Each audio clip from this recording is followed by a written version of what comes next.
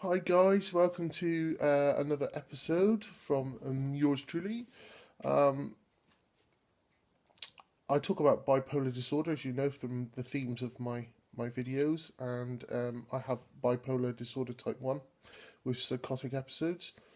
I'm currently in a hypermanic state, so please bear with me because my train of thought is sometimes interrupted from my intrusive thoughts and my racing thoughts. So please bear with me. And also, I want to show you this, which is the latest additions to our family. We've got 4 little kittens, and they're all trying to run up and down my legs.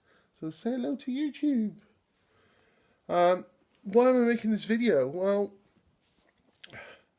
I'm trying to discuss the topic of whether or not people with mental health issues should be trying to help or care for somebody else with mental health issues.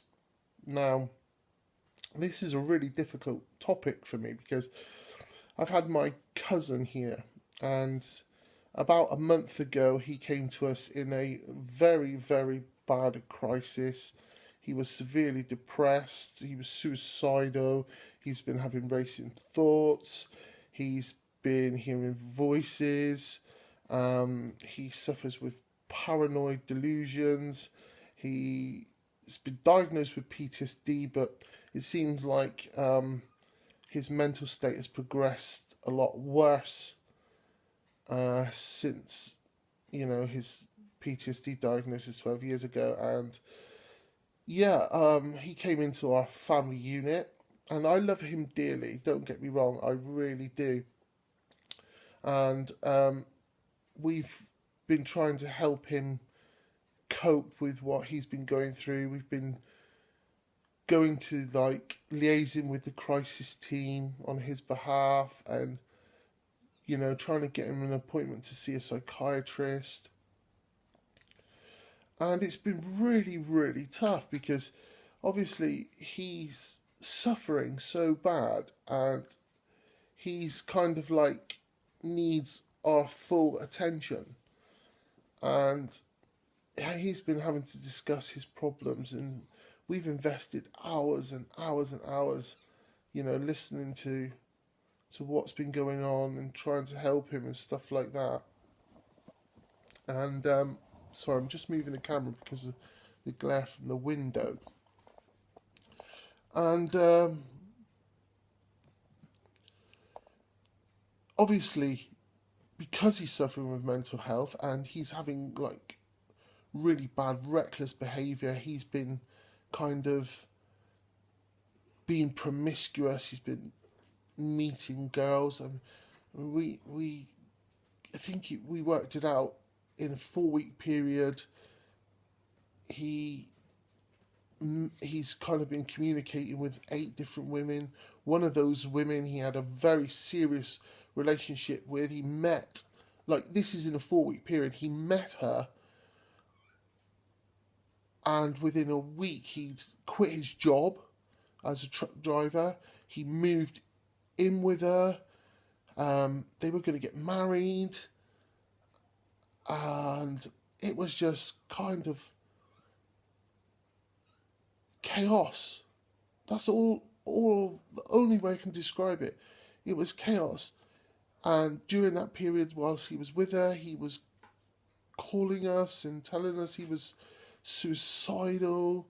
He wanted to drive his car into a wall and kill himself every time they had a disagreement. He was so paranoid that she was flirting with other people, and and she wasn't. This was all in his head, and it was just a really difficult time, and it sent my own mental illness into oblivion. I didn't get depressed with it. I was, because I'm in a hypermanic state at the moment. It just made my mood more elevated.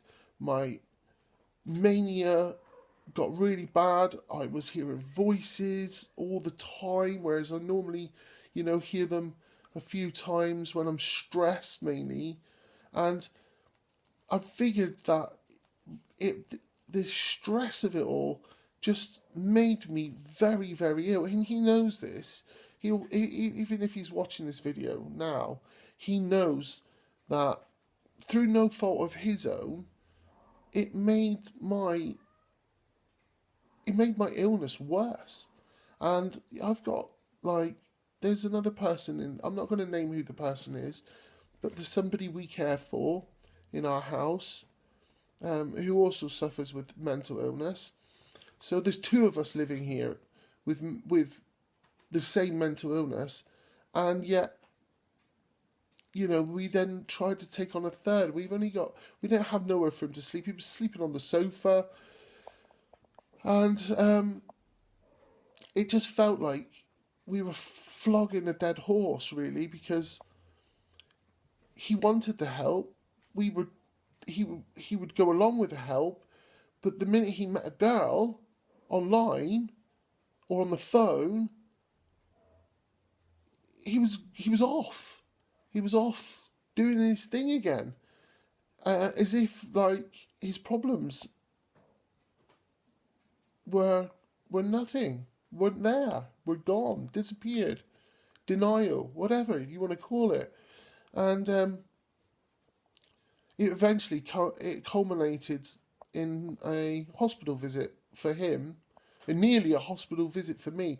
My mania was so bad, I was on the verge of delusions, and my wife would probably sit here and say, actually, Lee, you were deluded.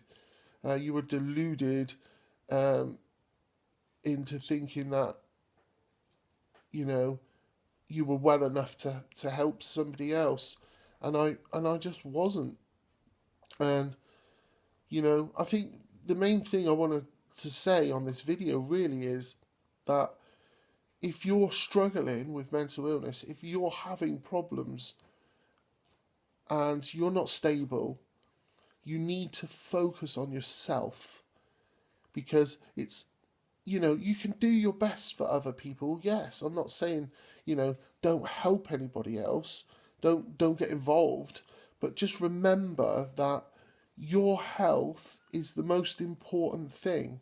And my crisis team and my care coordinator sat there in front of both of us and said, your health is the most important. So his health to him is the most important thing, and my health to me is the most important thing.